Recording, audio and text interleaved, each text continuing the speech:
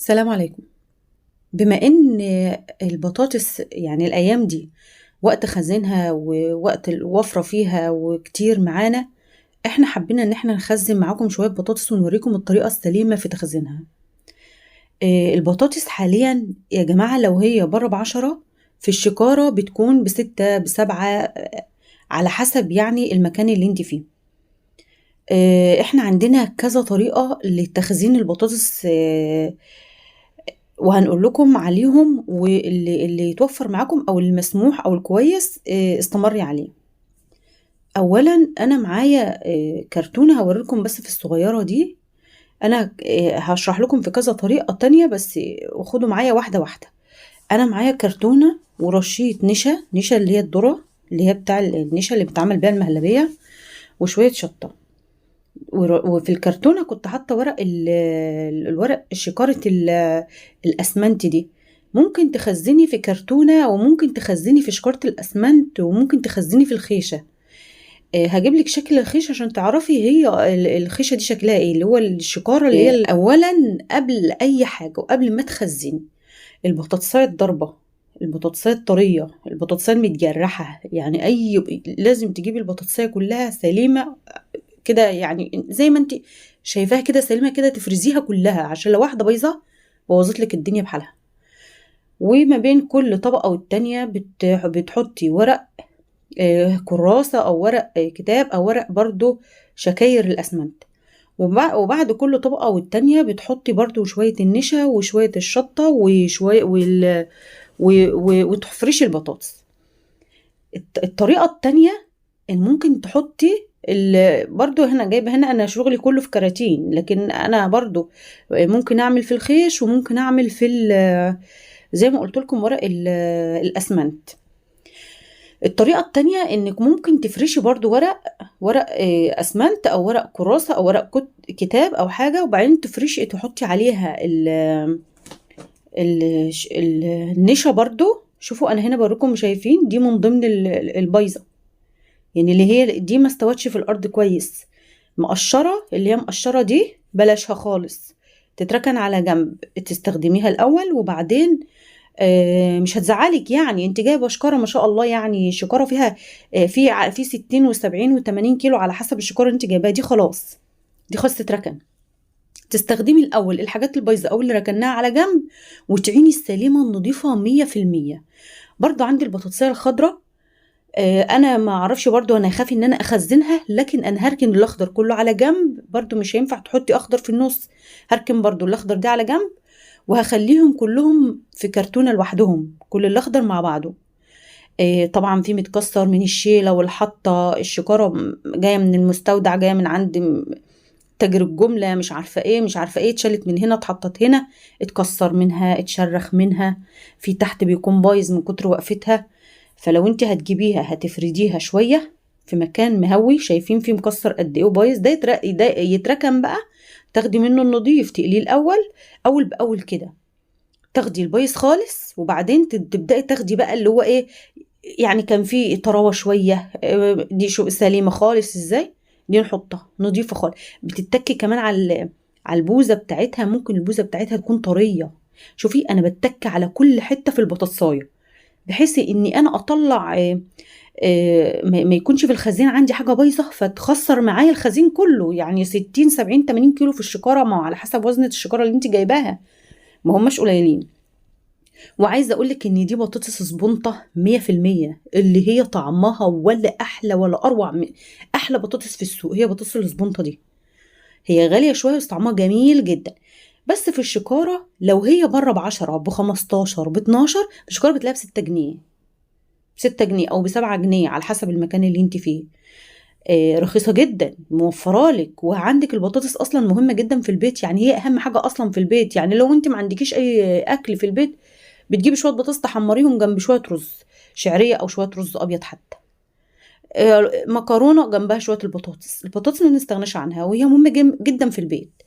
و... وانتي مخزنة مش بطاطس اي كلام، يعني دي مخزنة بطاطس سبونطة، يعني اي نعم جاية رخيصة في الشكارة بس هي سبونطة برضه نظيفة. قلت لكم على طريقة النشا واللي هو نشا الذرة الشطه ليه؟ الشطه علشان بس لو في حشرات او اي حاجه، الشطه ريحتها بتطرد الحشرات، ما بتخليكيش الحشرات تيجي على الحاجه يعني. شايفين الشكل والجمال؟ تتكي عليها، تضغطي عليها كده تلاقي نظيفة تمام، مش طرية من البوزة من كده من اي حتة. خلاص ماشي، دي تاخديها. دي مفرولة قشرتها بره اهي زي ما انتوا شايفين، متجرحة مش نافعة خالص، اركنوها على جنب، دي تستخدموها الاول. انا هنا لما عبيت قدامكم شوية دول فرست بقى الباقيين دول، خدت السليم على جنب والمتكسر على جنب والاخضر على جنب، لاني هحط الاخضر لوحده في كرتونة تانية. الطريقة التانية انك بتحطي النشا على شوية شطة على شوية ملح، شوية ملح. يعني الملح موجود، احنا برضو بنجيب الملح بشكارات كده صغيرة بتبقى ب50 جنيه. مش كل شوية انزل اشتري كيس ملح، لو ما فيش حد ينزل يجيب لي مثلا اضطر انا اروح اجيب كيس ملح مش عارفة ايه. شكارة برضو الملح عندك شكارة صغيرة كده بتبقى 10 كيلو مثلا، كانت ب35 جنيه مثلا، بقت ب50. ما الدنيا كلها غلت، بس مركونة جنبك وعمالة بتسحبي منها. وهنزلك برضو طريقة تخزين الملح، لان انا بحب الحاجات دي تكون عندي في البيت، الحاجات الاساسيه والمهمه لكل بيت. هنا بنخزن السليمه، مره حطينا نشا وشطه بس، المره التانية بنحط نشا وشطه وملح. في ناس بتخزنه في الشرب او اللي هو التراب الزرع. لو تعرفوا تراب الزرع انا هجيب لكم برضه اوريهولكم اهو، زي ما وريت لكم الخيشه. تراب الزرع مهم برضو جدا، بتفرديه في برضو في قفصايه او في برضو كرتونه او في شكاره، وبتفرديه وبتزرعي فيه البطاطس كده، بتوقفيها وتحطي فوقها رقه تاني شرب او تراب الارض او تراب الزرع، وتحطي فوقه تاني رقه بطاطس تاني. لكن هنا بنحط النشا والشطه والملح، وفوقهم ورقه ايه؟ ورقه جورنال او ورقه كراسه او ورقه بتاع اللي هي شكارة الأسمنت. فأنا كده معاكم يعني طريقتين، والتالتة اللي هي بتاع ايه؟ الشرب الأرض أو تراب الأرض.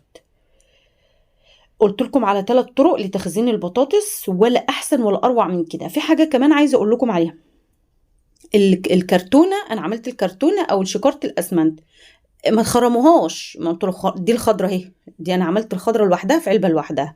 بعد ما هخلص البايظ من الجنب في اللي انا كنت راكناه في جنب، اللي هو المتكسر والمتجرح والمتشرخ واللي كده، اللي انا ركنتهم على جنب دول، واللي هي مش مستويه كويس في الارض، بعد ما دول انا هستخدمهم الاول، بعدين هاخد الخضره بقى، يعني هاخد الخضره الاول وبعدين ابقى استخدم بقى من النضيف ده، اخد اول باول كده.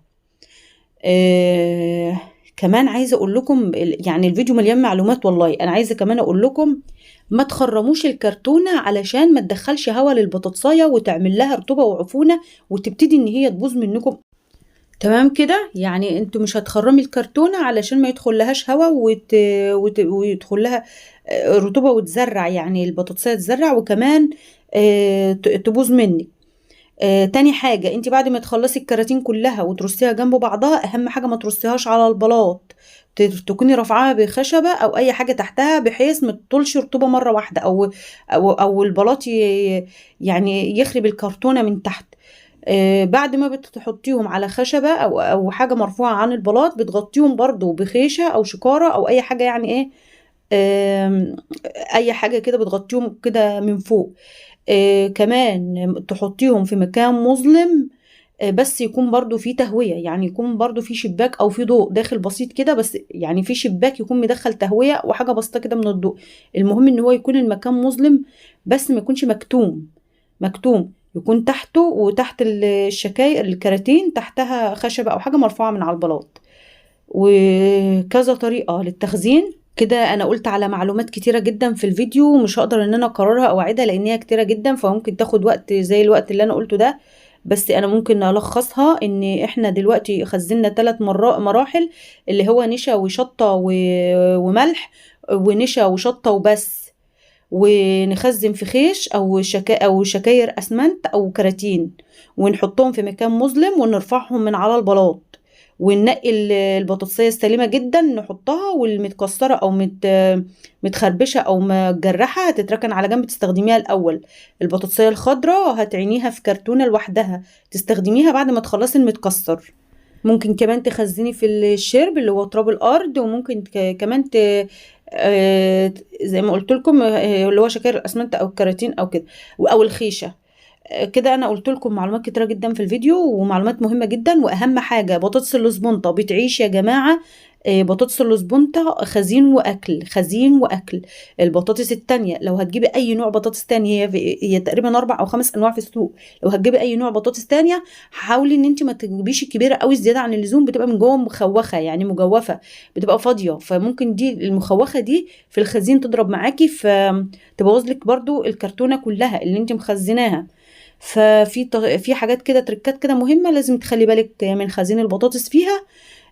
وده كان معتاد يا جماعة، وحاجات مجربة. بس الخضرة أنا أول مرة برضو، أنا كنت يعني كنت بسحبها الأول، بس دلوقتي الخضرة أنا عملتها في كرتونة لوحدها، وهشوف دنيتها ايه معايا، إذا نفعت في الخزين تمام. بس أنا عيناها برضو لوحدها، مش حطاها في وسط بقية البطاطس التانية. ونقول 100 مرة إن الاسبونطة خزين وأكل. ويعني معلومات كتيرة جدا في الفيديو. وما تنسوناش طبعا بلايك واشتراك وتعليق جميل منكم كده، وشاركوا الفيديو علشان يوصل لأكبر ناس، لأن هي معلومات مهمة قوي لخزين البطاطس. انتظروا مني برضو تخزين الملح، وانتظروا وأي حاجة عاوزين تعرفوها اكتبوا لي في التعليقات. شكرا جدا للمشاهدة والمتابعة ولحسن استماعكم، ومع السلامة.